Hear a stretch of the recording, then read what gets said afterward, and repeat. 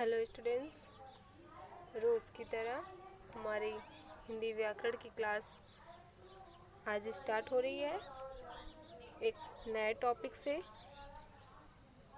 संधि से। एक नए टॉपिक संधि से। अब आज की क्लास में हम संधि पढ़ेंगे। संधि किसे कहते हैं, संधि के कितने प्रकार होते हैं, उन प्रकारों की क्या परिभाषा होती है, उनके क्या उदाहरण होते हैं, हम इनके बारे में जानेंगे। ओके, पिछली क्लास में हमने शब्द विचार अविकारी शब्द पढ़ा था।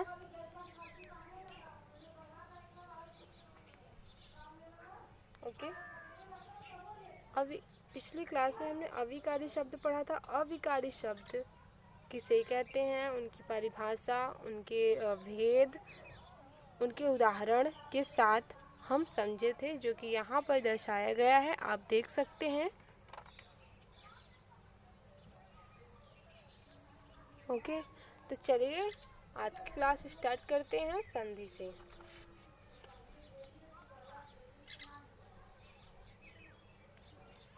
पहले हम संधि ये जाने कि संधि क्या होता है। तो संधि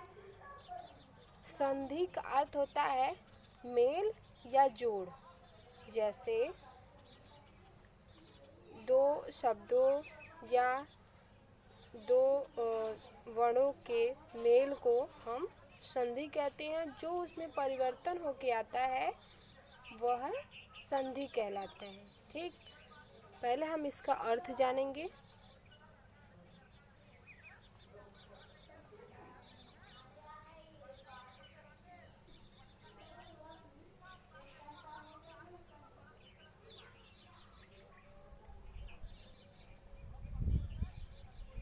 संधि का अर्थ, ठीक, पहले हम संधि का अर्थ जानेंगे कि संधि का अर्थ क्या होता है।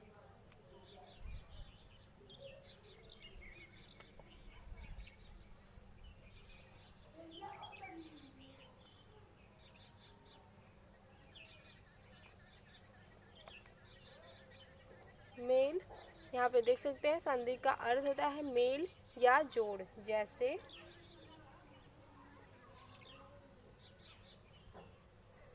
सूर, धन, इंद्र।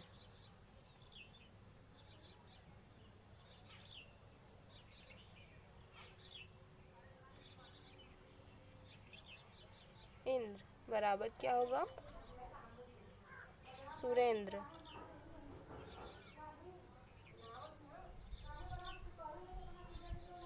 तो यहाँ पर ध्यान दें कि दो वर्णों का मेल यहाँ पर हुआ है। ठीक, दो वर्णों का मेल करके हम नए शब्द का जो परिवर्तन होता है या नया शब्द जो बनता है उसे हम संधि कहते हैं। जैसे कि यहाँ पर सुरेंद्र बना है। अब संधि की परिभाषा देखें।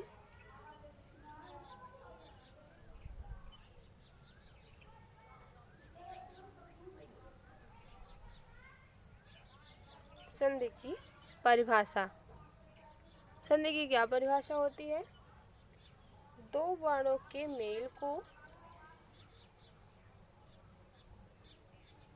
दो वर्णों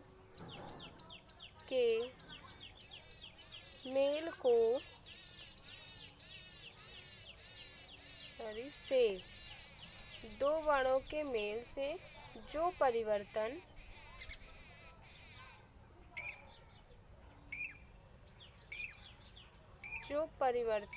होता है उसे संधि कहते हैं।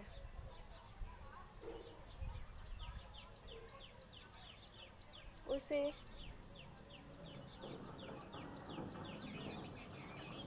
संधि कहते हैं। ओके,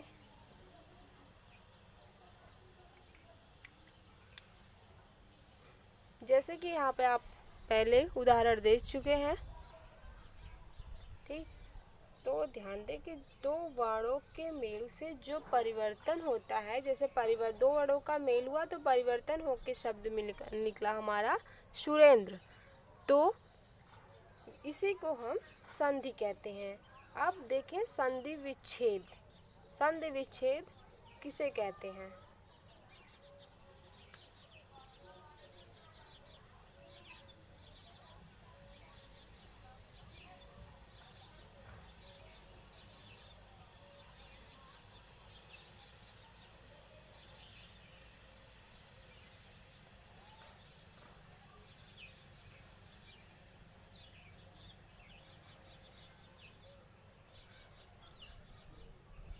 ये है संधि विच्छेद। तो संधि विच्छेद क्या होता है? संधि के द्वारा बने शब्दों को अलग करना। ठीक, संधि के द्वारा बने शब्दों को अलग करना। जैसे कि यहाँ पर यदि सुरेंद्र है तो हम पहले सुरेंद्र लिखें, फिर इसका विच्छेद करें। जो यहाँ पर विच्छेद है उसे हम अंतिम में करेंगे, तो वही संधि विच्छेद कहलाता है। उदाहरण के तौर पे देखेंगे, पहले इसकी परिभाषा देखें।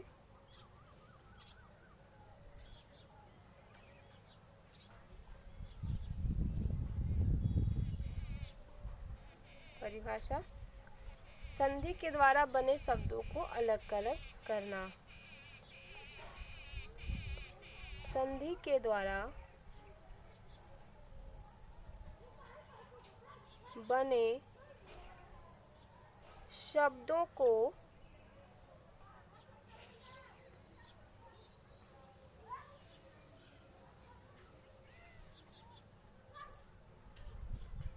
अलग अलग करना संधि विच्छेद कहलाता है।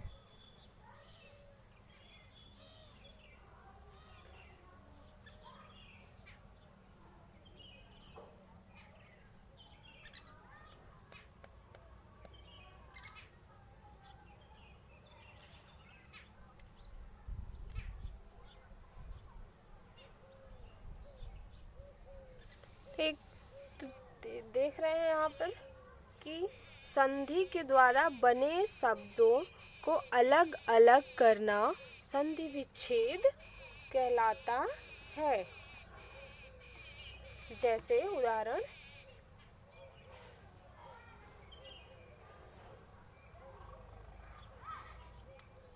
जैसे हिमालय।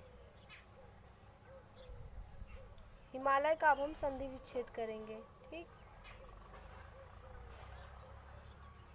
हिमालय और है सुखार्थ।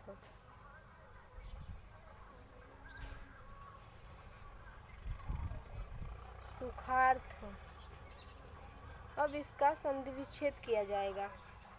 ठीक, ध्यान से देखें, हिमालय का संधि विच्छेद होगा हिम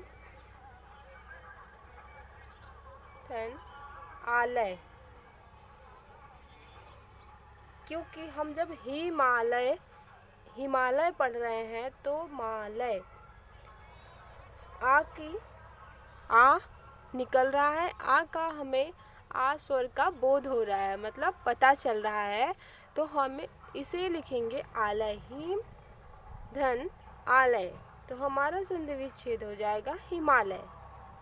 हिमालय का संधि विच्छेद हम करते हैं अब। ठीक, हिमालय का संधि विच्छेद हुआ हिम धन आलय बराबर हिमालय। सुखार्थ, सेकेंड है सुखार्थ, तो सुख धन अर्थ। अर्थ नहीं होगा यहाँ पे, अर्थ होगा सुखार्थ, क्योंकि अर्थ नहीं होगा अर्थ होगा सुखार्थ, तो यहाँ पर सुख धन अर्थ। ओके, चलिए आगे बढ़ते हैं। देखिए संधि के भेद। अब हम संधि के भेद देख रहे हैं।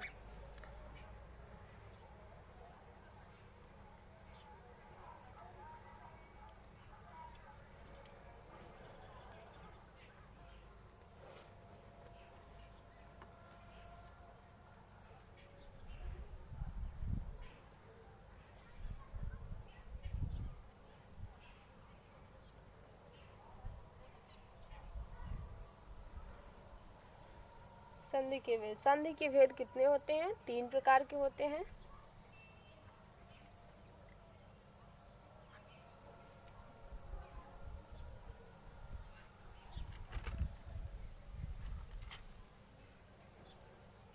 संधि के भेद बच्चों 3 प्रकार के होते हैं। स्वर संधि, व्यंजन संधि, विसर्ग संधि।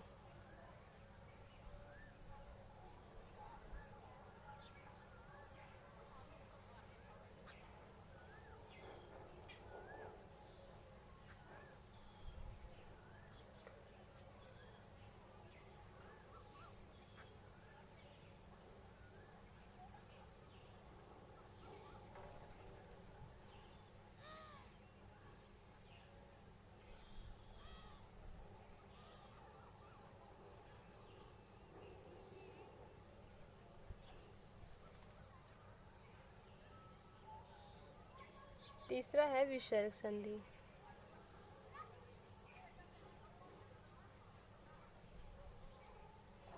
ओके, तो यहाँ पर हम देखें कि संधि के भेद। संधि के कितने भेद हैं? 3 भेद हैं। संधि के 3 प्रकार के भेद हैं। स्वर संधि, व्यंजन संधि और विसर्ग संधि। अब पहले हम स्वर संधि के बारे में जानेंगे। स्वर संधि किसे कहते हैं?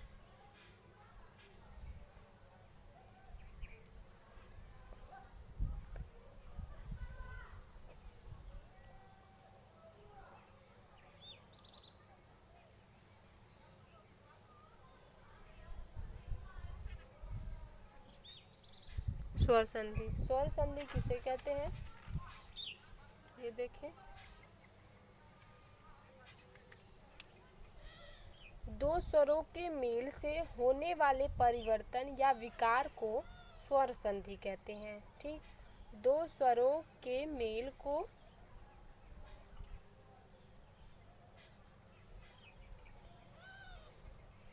दो स्वरों के मेल को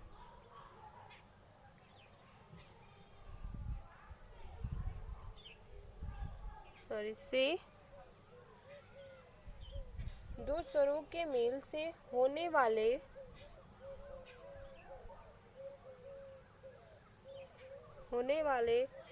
परिवर्तन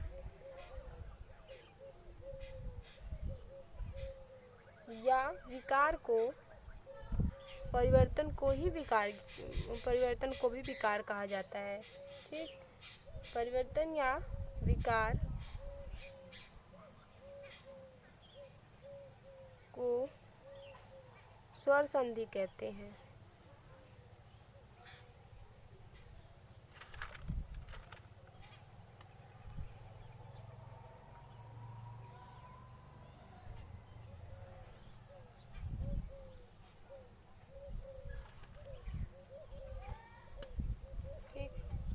अब देखें कि स्वर संधि के कितने प्रकार होते हैं।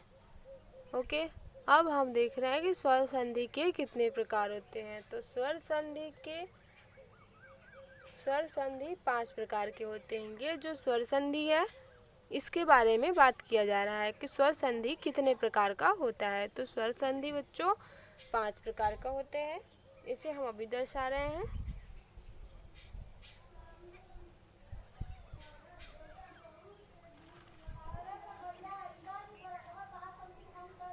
ओके,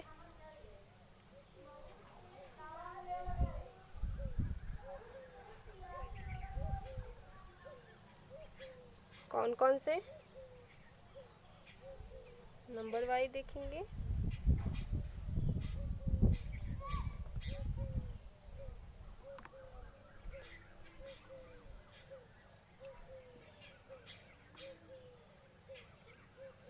पहला है दीर्घ संधि।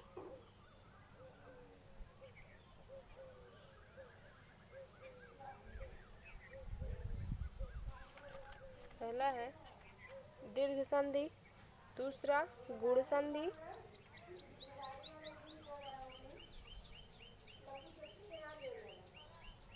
तीसरा वृद्धि संधि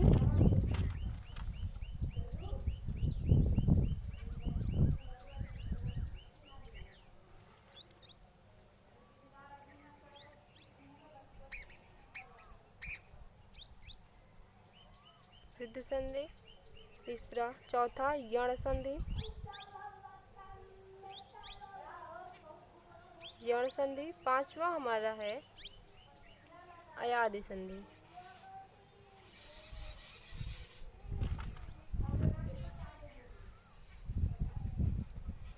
तो इस प्रकार से हम देखें कि स्वर संधि के कितने भेद होते हैं। तो स्वर संधि के 5 भेद होते हैं। दीर्घ संधि, गुण संधि, वृद्धि संधि, यण संधि, अयादि संधि। ठीक, अब चलिए देखें व्यंजन संधि के बारे में। अगला जो ये व्यंजन संधि है इसे जानेंगे।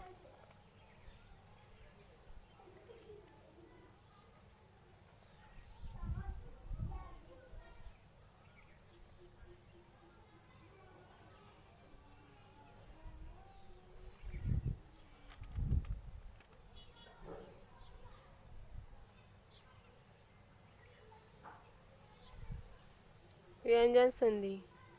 व्यंजन संधि किसे कहते हैं बच्चों? व्यंजन वर्ण का व्यंजन या स्वर से मेल होने पर, ठीक ध्यान दें कि व्यंजन वर्ण का व्यंजन या स्वर से मेल होने पर जो परिवर्तन होता है उसे हम व्यंजन संधि कहते हैं। लिख कर देखें। व्यंजन वर्ण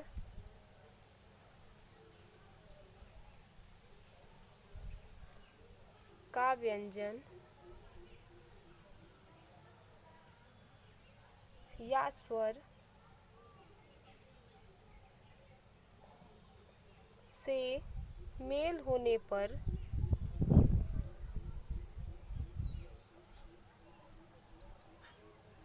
जो परिवर्तन होता है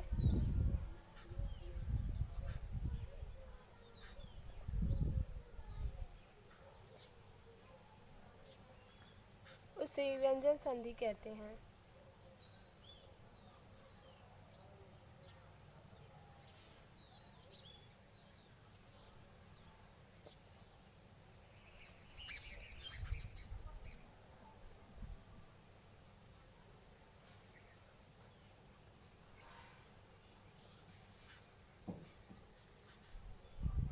जैसे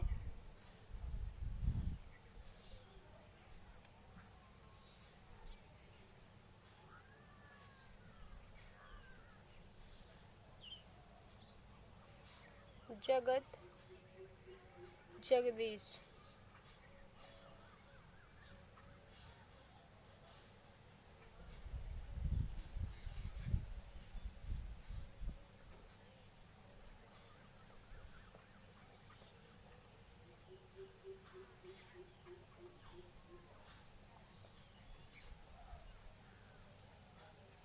तो यहाँ पर देखें कि जो ई शब्द है इसमें व्यंजन वर्ण का व्यंजन या स्वर से मेल होने पर जो परिवर्तन हुआ है, ठीक है।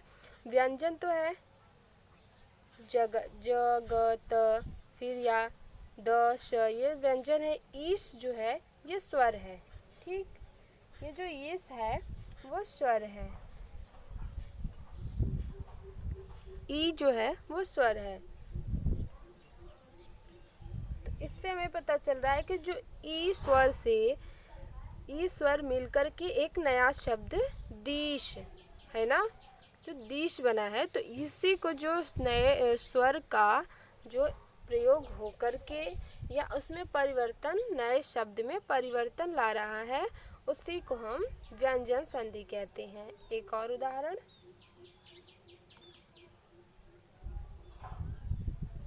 जैसे दिगंबर,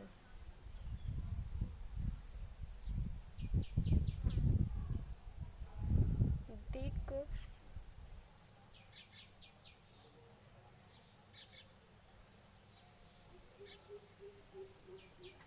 अंबर, दिगंबर हुआ।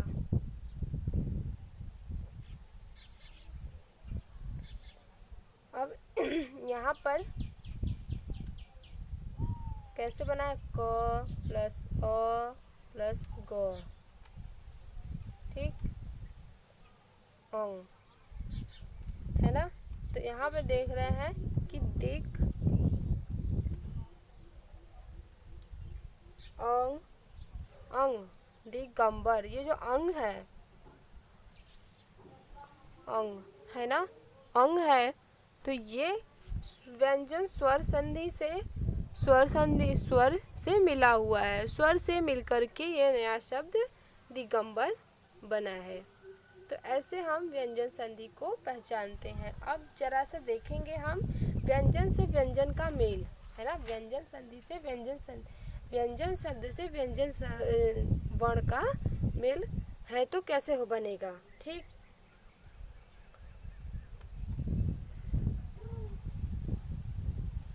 जैसे जगन्नाथ, ध्यान दें कि जो हम अब बता रहे हैं वो व्यंजन संधि के अंतर्गत नहीं आएगा।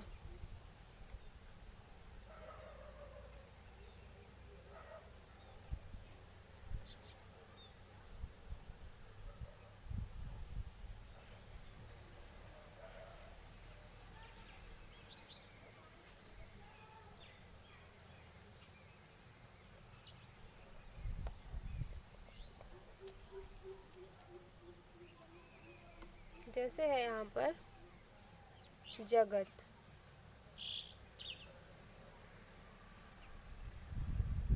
नाथ बराबर जगन्नाथ, जगन्नाथ। अब इस शब्द में जगत का त, जो इस शब्द में जो जगत का त है वो व्यंजन है, ठीक है। नाश, ये जो नाथ है, व्यंजन, जगत का जो त है वो व्यंजन है। नाश या सॉरी नाथ, नाथ का न, नाथ का न,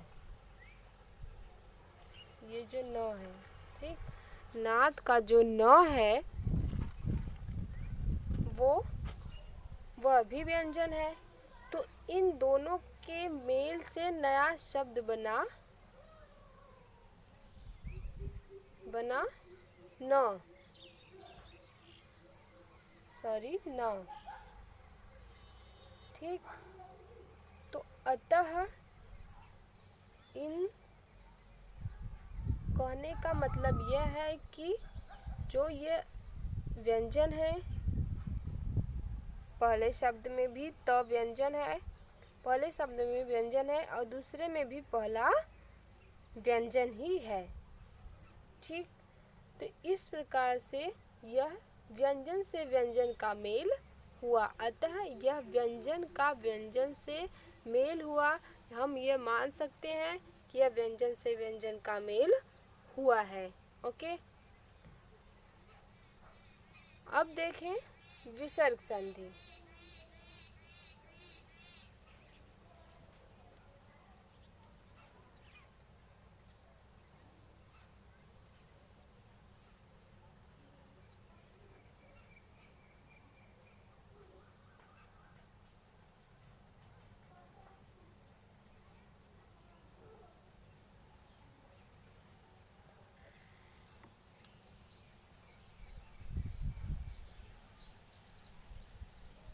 विसर्ग संधि, विसर्ग संधि विसर्ग का किसी स्वर या व्यंजन से मेल होने पर जो परिवर्तन होता है उसे विसर्ग कहते हैं। विसर्ग का किसी स्वर से, ध्यान दें, विसर्ग का किसी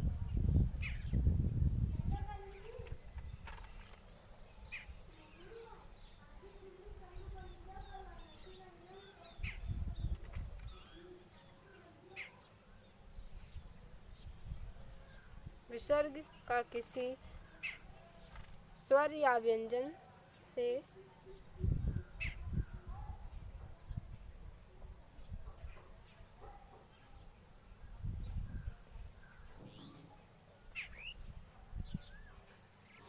मेल होने पर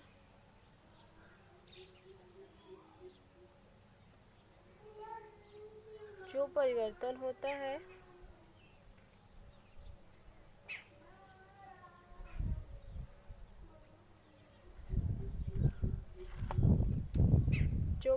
होता है उसे हम विसर्ग संधि कहते हैं।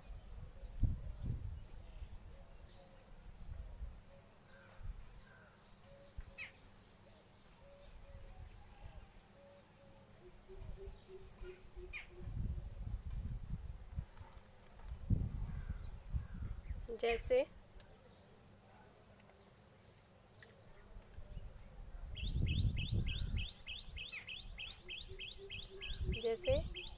धनुष, टंकार।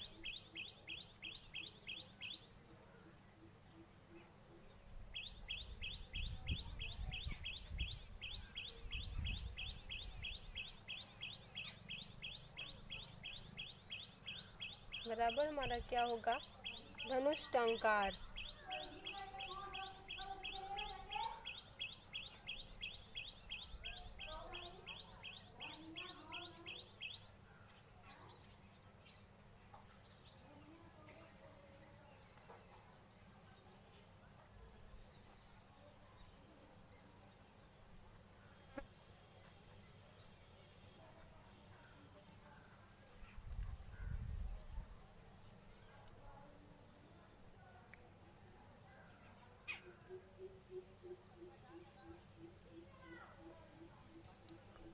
तो अब उदाहरण से हमें देखें कि विसर्ग,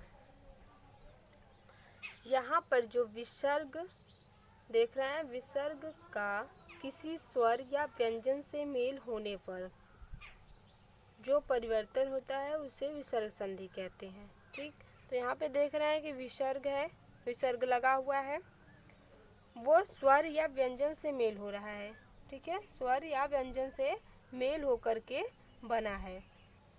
ओके, तो इस तरह से हम इसे विसर्ग संधि कहते हैं। जैसे कि यहाँ पे दु है तो दुरु, दु, यहाँ विसर्ग लगेगा दुरुपयोग, तो यहाँ पे हमारा नया शब्द होगा दुरुपयोग। ओके, एक बार फिर से जैसे कि आपको क्लियर हो जाए, देख सकते हैं अच्छे से आप। आज हमने संधि पढ़ा। संधि क्या होता है, संधि का क्या अर्थ होता है। यहाँ पर आप देख रहे हैं कि संधि का अर्थ क्या होता है। संधि का मतलब होता है मेल या जोड़। ठीक, संधि का मतलब होता है मेल या जोड़। जैसे सूर धन इंद्र बराबर सुरेंद्र, है ना, दो वर्णों का मेल यहाँ पर हुआ है। यहाँ पर परिभाषा है, जैसे कि आपको अच्छे से समझ में आ जाएगा। दो वर्णों के मेल से जो परिवर्तन होता है उसे हम संधि कहते हैं। जैसे कि दो वर्णों का मेल यहाँ पर हुआ और एक नया परिवर्तन होकर एक शब्द बना, उसी को संधि कहते हैं। ठीक, अब देखिए संधि विच्छेद। संधि विच्छेद किसे कहते हैं? संधि विच्छेद, संधि के द्वारा बने शब्दों को अलग अलग करना संधि विच्छेद कहलाता है। जैसे कि अब ये शब्द है ना, जैसे अब ये शब्द है हिमालय, तो यहाँ पर इसको अलग कर रहे हैं हम, इसको हम अलग किए हैं हिम धन आलय। इसी को अलग करना, शब्द को अलग करना, ऐसे ही यह संधि विच्छेद कहलाता है। जैसे सुखार्थ, तो सुख अर्थ, सुख धन अर्थ, अर्थ तो न होगा नहीं, अर्थ होगा सुखार्थ। अब देखिए संधि के भेद क्या है। संधि के भेद, संधि के तीन भेद होते हैं, स्वर संधि, व्यंजन संधि, विसर्ग संधि।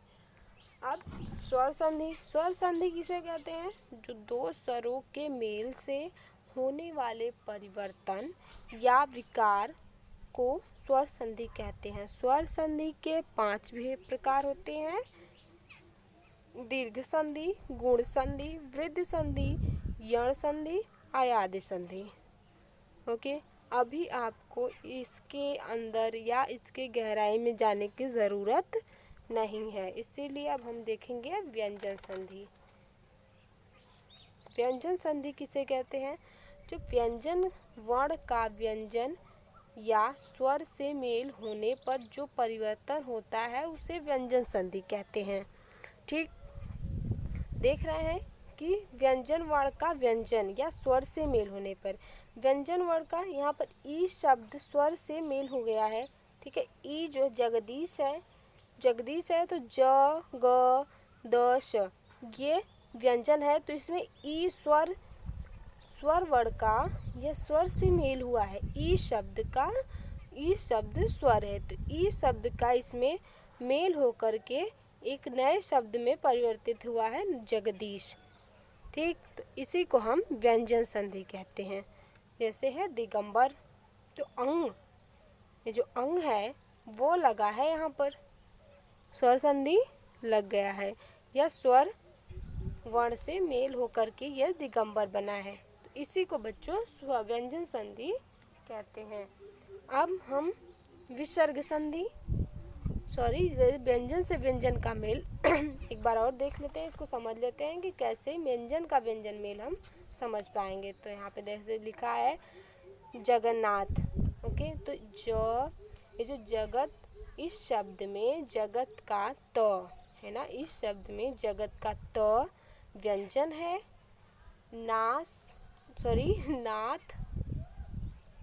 नाथ का भी नाथ का न भी व्यंजन है। इन दोनों के मेल से नया शब्द बना न। ठीक है, इन दोनों के मेल से भी न एक बना है, ना बना है, तो अतः यह व्यंजन को व्यंजन से मेल हुआ कहलाएगा। व्यंजन का व्यंजन से मेल हुआ है यहाँ पर। ठीक, अब देखिए विसर्ग संधि। विसर्ग संधि किसे कहते हैं? विसर्ग संधि विसर्ग का किसी स्वर या व्यंजन से मेल होने पर जो परिवर्तन होता है उसे विसर्ग संधि कहते हैं। जैसे धनु, धन, टंकार, तो यहाँ धनु जो यहाँ विसर्ग संधि है।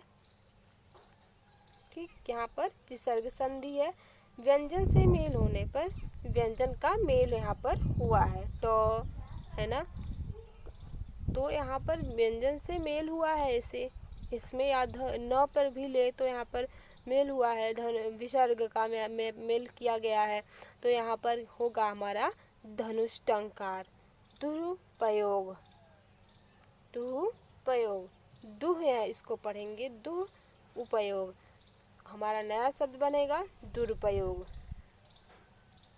ओके, अभी आपको इतना जानना